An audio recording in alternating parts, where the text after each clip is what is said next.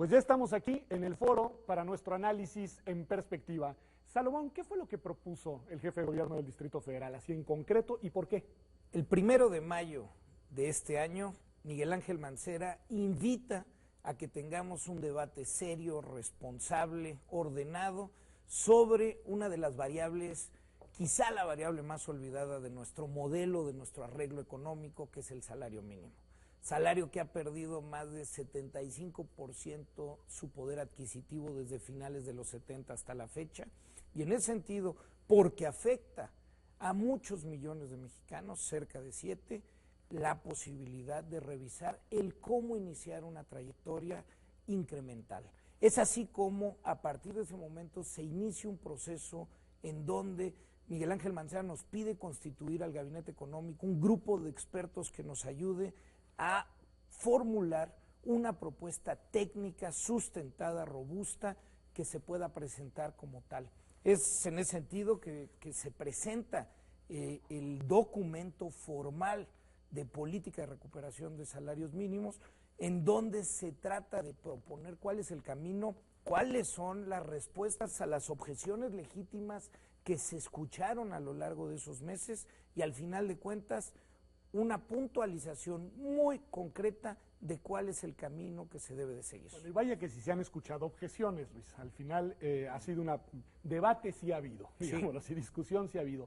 ¿Cuáles son, desde tu punto de vista, porque además sé que eres alguna de las voces que la sostiene, las objeciones principales a esta idea? Mira, yo creo que es fundamental, como objetivo, mejorar el nivel de vida de toda la población. El bienestar de nuestra población es fundamental. La pregunta es cómo hacerlo de la mejor manera sin correr riesgos de que se vuelva a deteriorar, como se deterioró en los 70s, en los 80s, en los 90s y menos estos 10 años de este siglo, pero no se ha recuperado el poder adquisitivo en general de la población. ¿Por qué? Y tenemos una realidad que yo creo que vale la pena comentar. Hemos perdido en los últimos 7 años 3 millones de puestos que ganaban más de 3 salarios mínimos y los empleos se han incrementado por abajo de 3 salarios mínimos.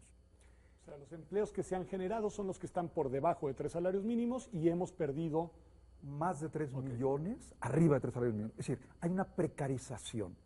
Por otra parte, que esta es otra variable que hay que tener presente, tenemos un desempleo de alrededor de 5%, un desempleo abierto, pero un subempleo de alrededor de 8%, dependiendo del mes.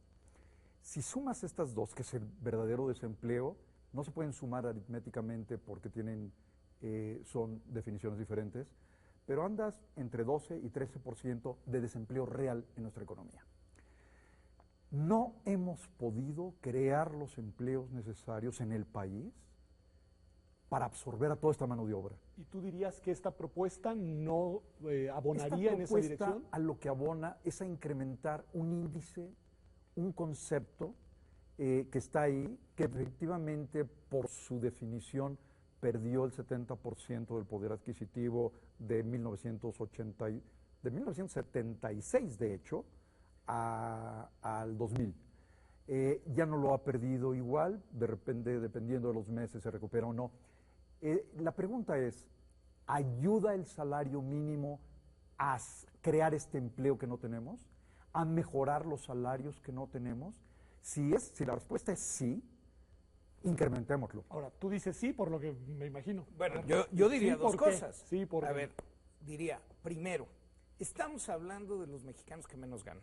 Es decir, estamos hablando de mexicanos que sí existen, que trabajan una jornada completa en el mercado formal y que aún, a pesar de laborar duro, regresan a su casa y siguen siendo pobres. Es decir, ese mexicano, esa mexicana que recibe 67 pesos con 29 centavos al día, es un mexicano que, reitero y lo repito con toda claridad, a pesar de trabajar en el mercado formal una jornada completa, llega a su casa y no puede comprar una canasta básica alimentaria.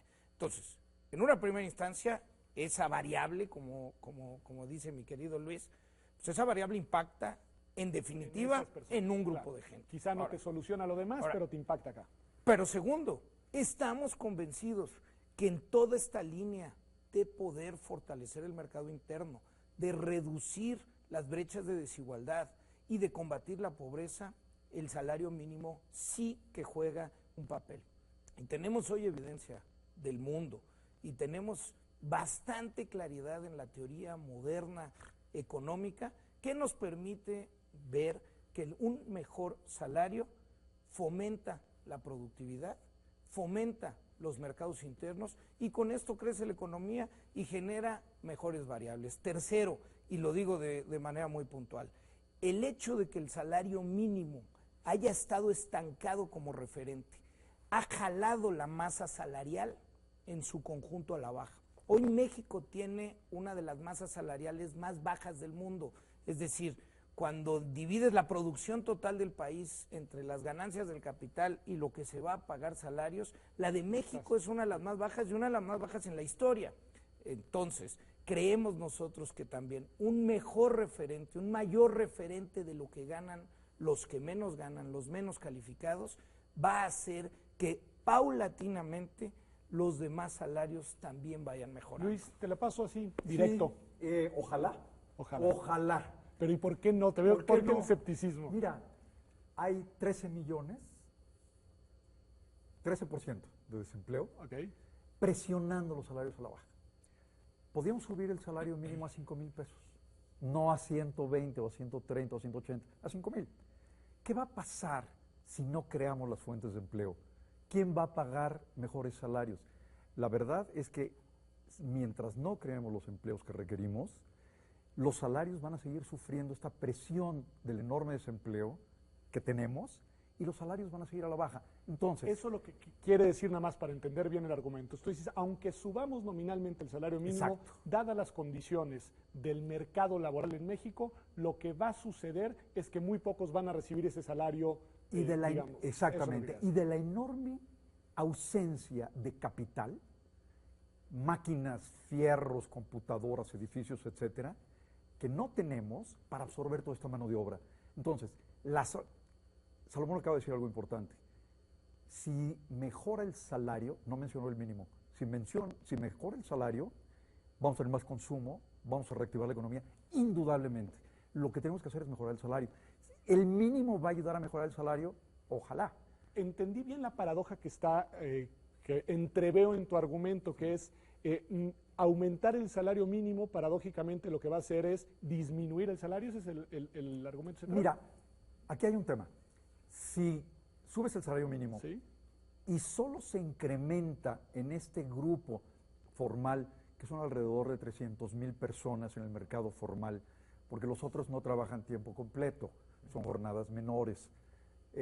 Si incrementar el salario mínimo en este grupo formal y en el informal, que es lo que más nos preocupa, porque ahí está el 60% de los trabajadores. Entonces, en el informal se va a incrementar los salarios también, sería maravilloso. Si solo se incrementa ahí, sería maravilloso.